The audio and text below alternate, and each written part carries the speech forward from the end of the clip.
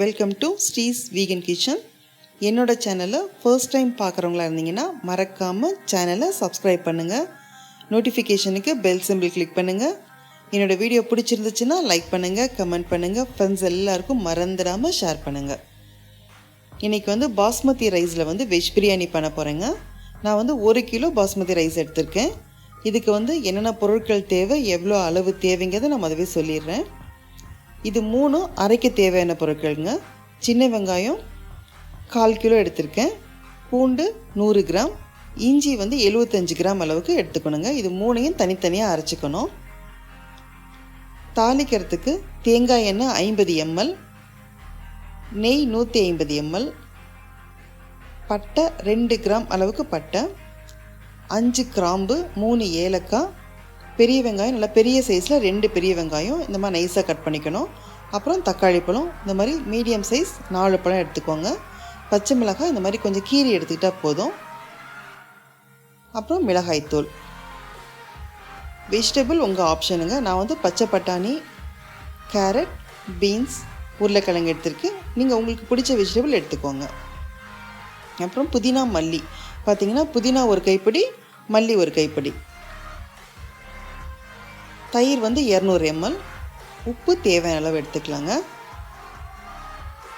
நம்ம இந்த பாஸ்மதி ரைஸை பார்த்திங்கன்னா 45 நிமிஷத்துலேருந்து 1 மணி நேரம் நல்லா ஊற வச்சுக்கணுங்க.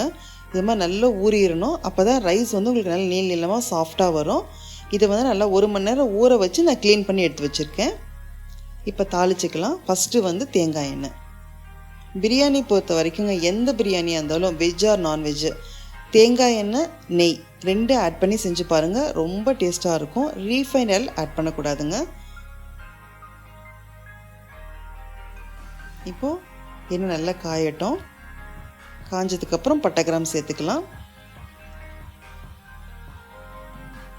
பட்டை கிராம் நல்லா பொரிஞ்சு வந்துட்டோம்.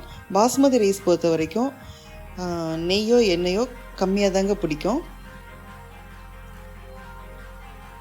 அது சீக்கிரம் ரிலீஸ் பண்ணிடும். அதனால் இதுக்கு நிறைய தேவையில்லை. அடுத்து ஏலக்காய், அப்புறம் நைஸாக கட் பண்ண பெரிய வெங்காயங்க. பிரியாணிக்கு கண்டிப்பாக சின்ன வெங்காயம், பெரிய வெங்காயம் 2மே போடணுங்க. சின்ன வெங்காயம் எதுக்குன்னு கேட்டிங்கன்னா அப்போ தான் உங்களுக்கு நல்லா மசால் கிடைக்கும். இப்போ இந்த வெங்காயத்தை நல்லா வதக்கிடலாம். எல்லாமே கொஞ்சம் மீடியம் ஃப்ளேமில் வச்சுக்கோங்க. ஹை ஃப்ளேமில் சப்போஸ் இருந்துச்சுன்னா கைவிடாமல் பக்கத்துலேயே இருந்து வதக்கிக்கோங்க. இது ரொம்ப இந்த கோல்டன் ப்ரௌன் வரணும்னு அவசியம் இல்லைங்க. அதுக்கு கொஞ்சம் முன்னாடி ஸ்டேஜ் வெங்காயம் நல்லா மடங்கிடணும். அது வரைக்கும் வதக்கிக்கோங்க. இப்போ பச்சை மிளகாய் ஆட் பண்ணிக்கலாம். பச்சை மிளகாய் பார்த்திங்கன்னா நான் காரம் கம்மியாக வேணுங்கிறதுக்காக இப்படி கீரி போட்டிருக்கேன். இப்போ காரம் கொஞ்சம் நல்லா ஜாஸ்தியாக வேணுங்கிறவங்க இதை அரைச்சி போட்டுக்கோங்க. அப்போ தான் காரம் கிடைக்கும். அடுத்து இஞ்சி பூண்டு. நான் இஞ்சி பூண்டு 2ஐயும் சேர்த்து அரைச்சிட்டேன். பிரியாணி பொறுத்த வரைக்கும் இஞ்சி பூண்டோட வாசனை ரொம்ப ரொம்ப முக்கியங்க. அதனால் அளவும் ரொம்ப முக்கியம். இஞ்சி பார்த்திங்கன்னா 75 கிராம் கண்டிப்பாக எடுத்துக்கணும். பூண்டு 100 கிராம் பூண்டு எடுத்துக்கணும். இது நல்லா பச்சை வாசனை போகிற வரைக்கும் வதக்கிக்கலாங்க. எல்லாமே பொறுமையாக மீடியம் ஃப்ளேமில் வச்சு கொஞ்சம் கொஞ்சம் அதுக்கு டைம் கொடுத்து பொறுமையாக வதக்கிக்கோங்க. அப்போ தான் உங்களுக்கு ஃப்ளேவர் நல்லா வரும். அடுத்து சின்ன வெங்காயம். சின்ன வெங்காயமும் இதே மாதிரி நைஸாக அரைச்சிக்கணும். அதுவும் நல்லா இந்த பச்சை வாசனை போகிற வரைக்கும் வதக்கணுங்க.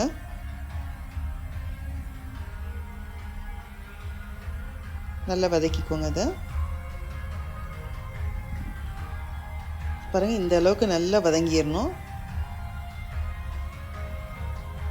அப்புறம் மிளகாய்த்தூள். பச்சை மிளகாய், மிளகாய்த்தூள் 2மே பார்த்திங்கன்னா உங்கள் காரத்துக்கு எவ்வளோ வேணுமோ அந்த அளவுக்கு ஆட் பண்ணிக்கோங்க. மிளகாய்த்தூள் போட்டு ரொம்ப நேரம் வறுக்க வேண்டாங்க.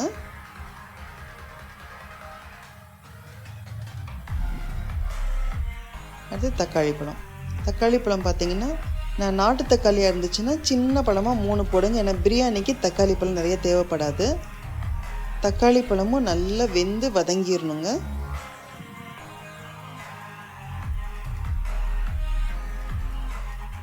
இப்போ இதில் உப்பு ஆட் பண்ணிக்கலாம். உப்பு ஆட் பண்ணால் கொஞ்சம் சீக்கிரம் வதங்கிடும் தக்காளி. பிரியாணிக்கு தேவையான எல்லா உப்பையும் இப்போயே நீங்கள் ஆட் பண்ணிக்கலாம். உப்பை ஆட் பண்ணிவிட்டு நல்லா கலந்து விட்டுட்டு ஒரு 2 நிமிஷம் மட்டும் சிம்மில் வச்சு மூடி வச்சுக்கோங்க. தக்காளி சீக்கிரம் வெந்துடும். ஒன்று வதக்கிறப்ப அதுக்கு டைம் கொடுத்து கரெக்டாக வதக்கிட்டிங்கன்னா அந்த ஃப்ளேவர் உங்களுக்கு நல்லா பர்ஃபெக்டாக கிடச்சிரும். பிரியாணி நல்ல டேஸ்ட்டாக இருக்கும். ஸோ 2 நிமிஷம் மட்டும் மூடி வச்சா போதும். பாருங்கள் நல்லா வதங்கிருச்சு. இப்போ அப்படியே கொஞ்சம் மேஷ் பண்ணி விட்டுக்கலாம்.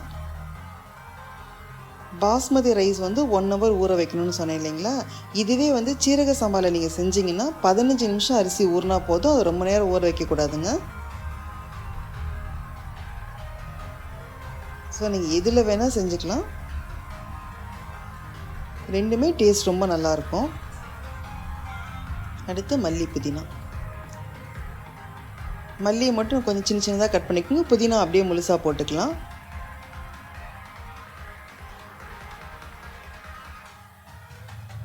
கொஞ்சம் புதினா வாசம் தூக்கலாக வேணும்னு நினச்சிங்கன்னா அதை கொஞ்சம் உரலில் இடித்து போட்டிங்கன்னா கொஞ்சம் வாசனை நல்லா தூக்கலாக கிடைக்கும்.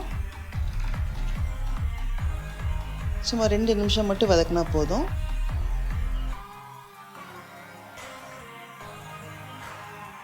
அடுத்து வெஜிடபிள்ஸ் ஆட் பண்ணிக்கலாம். வெஜிடபிள்ஸ் போட்டோன்னே ரொம்ப நேரம் வந்து விட்டுற வேண்டாங்க.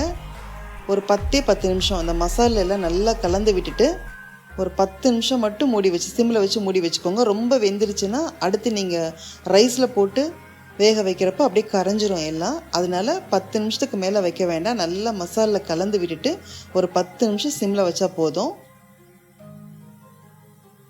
வெஜிடபிள் உங்கள் சாய்ஸ் தாங்க. இந்த இடத்துல வெஜிடபிள் பதில் நீங்கள் காளான் போட்டுக்கலாம், மீல் மேக்கர் போட்டுக்கலாம். நான் வெஜிடேரியன்ஸாக இருந்தால் உங்களுக்கு சிக்கன், மட்டன் என்ன வேணால் ஆட் பண்ணிக்கோங்க. மசால் வந்து இது தாங்க. இதில் நீங்கள் வேறு எதுவுமே சேர்த்த வேண்டாங்க. மராட்டி மொக்கு, பிரியாணி லீஃபு, அப்புறம் பிரியாணி மசால் எதுவுமே நீங்கள் சேர்த்தாதீங்க. இதே மெத்தட் ஃபாலோ பண்ணி நீங்கள் கண்டிப்பாக செஞ்சு பாருங்கள். ரொம்ப நல்லா வரும். ஒரு 10 நிமிஷம் மட்டும் சிம்மில் வச்சு மூடி வச்சுக்கலாம். அந்த மசாலா நல்லா அதோட சேர்ந்துடும். பாருங்கள் 10 நிமிஷம் போதும். இப்போ தயிர் ஆட் பண்ணிக்கலாம். தயிர் பார்த்தீங்கன்னா நல்ல புளிப்பான தயிராக இருந்துச்சுன்னா தயிரோடு விட்டுருங்க. தயிர் ஃப்ரெஷ்ஷாக இருந்துச்சு புளிப்பாக இல்லை அப்படின்னா ஒரு லெமன் புளிஞ்சு விட்டுக்கோங்க. ஆனால் கண்டிப்பாக 200 ml தயிர் ஆட் பண்ணுங்கள்.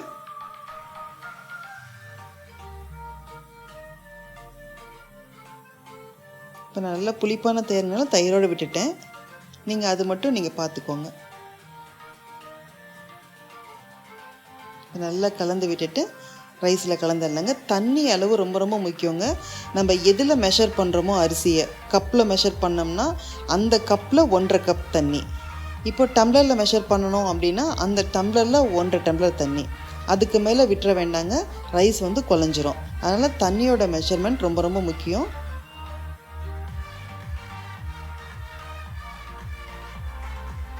ஒன்றுக்கு 1.5 தண்ணி அதுதாங்க அளவு. இப்போ தண்ணியெலாம் நான் முதவே அளந்து ஊற்றி வச்சுட்டேன். இப்போது இந்த மசாலா வந்து இதில் கலந்துக்கலாம். இந்த இடத்துல வந்து நீங்கள் உப்பு செக் பண்ணிக்கிறதுனா பண்ணிக்கோங்க. நான் முதவே உப்பு தேவையான அளவெல்லாம் கரெக்டாக போட்டுட்டேன். இப்போ உங்களுக்கு டவுட்டாக இருந்துச்சு உப்பு கம்மியாக இருக்கா என்னென்னு பார்க்கணும் அப்படின்னா இந்த இடத்துல நீங்கள் செக் பண்ணி பார்த்துக்கோங்க.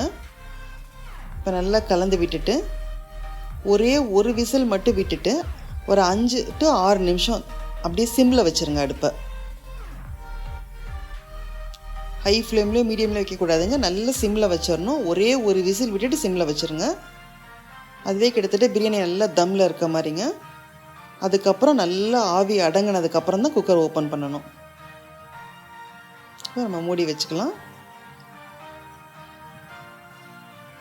நான் ஒரு விசில் விட்டுட்டு 6 நிமிஷம் மட்டும் சிம்மில் வச்சுருக்கேங்க. இப்போ பாருங்கள் நல்ல விசில் அதில் நல்லா அந்த ஆவி அடங்கினதுக்கப்புறம் ஓப்பன் பண்ணுங்கள். இப்போ பாருங்கள் வெஜிடபிள்ஸ் எதுவுமே நல்லா குலையில, ரைஸும் குலையில, எப்படி தனித்தனியாக வந்திருக்குன்னு பாருங்கள். கொஞ்சம் கூட அடியில் பிடிச்சிருக்காது.